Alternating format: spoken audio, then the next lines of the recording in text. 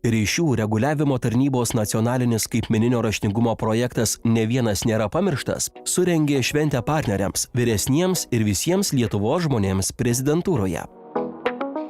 Susitikimo tikslas aptarti, ką mes nuveikėme jau ir kaip projektas vystysis toliau. Pirmiausia, norisi sumažinti tą atskirtį, kuri šiandien egzistuoja tarp kartų ir padėti seniorams išvengti tų pavojų, kurie susiję su skaitmeniniu pasauliu.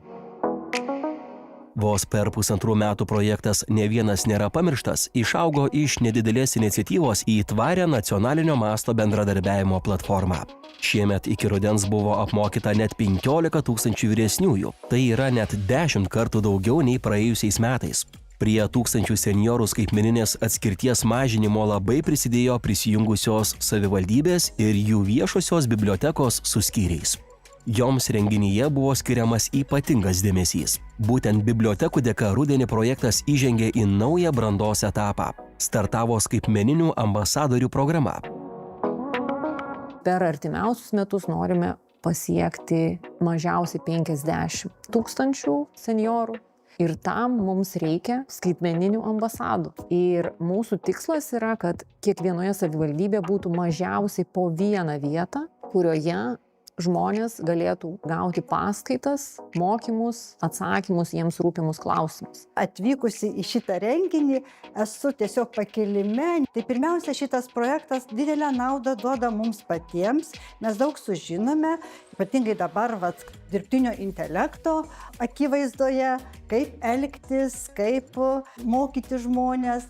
Renginio dalyviai, Baltikum televizijos žiūrovai ir prisijungusieji nuotoliu stebėjo paskaitas apie dirbtinio intelekto galimybes, iššūkius, skaitmeninio raštingumo mokymų svarbą seniorams ir ką daryti susidūrus su internetiniais sukčiais. Po pranešimų renginio dalyvių laukia aukšto rango politikos vykdytojų verslo atstovų diskusija Skaitmeninė Lietuva, kad ne vienas nebūtų pamirštas. Jos metu atvertas ne vienas sistemos skaudulys ir rasti sprendimai.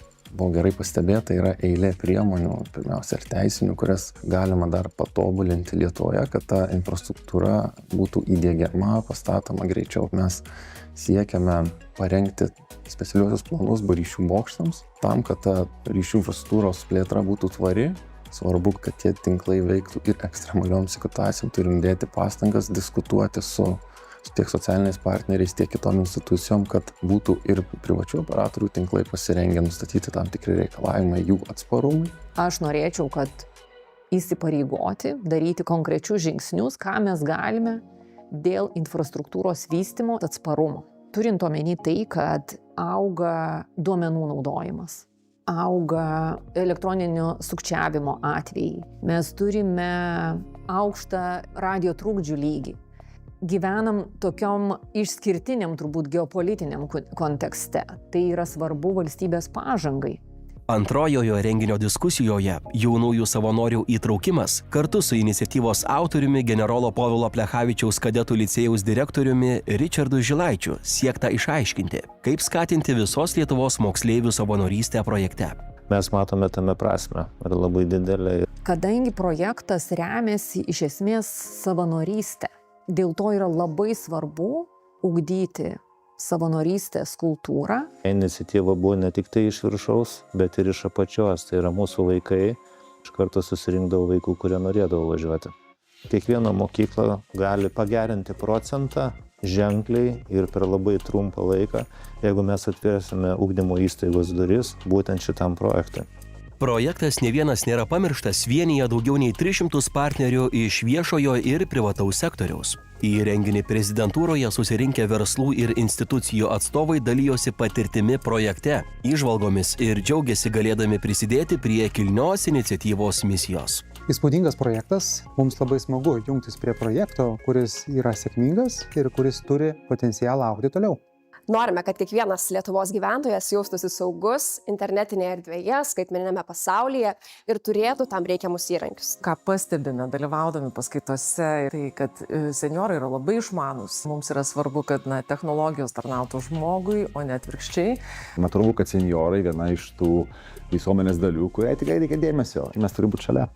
Ne vienas nėra pamirštas, komanda projektui kelia aukštus tikslus. Iki 2027 pabaigos apmokyti mažiausiai 176 tūkstančius vyresniųjų žmonių. Aš tikrai noriu, kad Lietuva taptų nebe atskirčių, o artumo vienas kitam valstybė.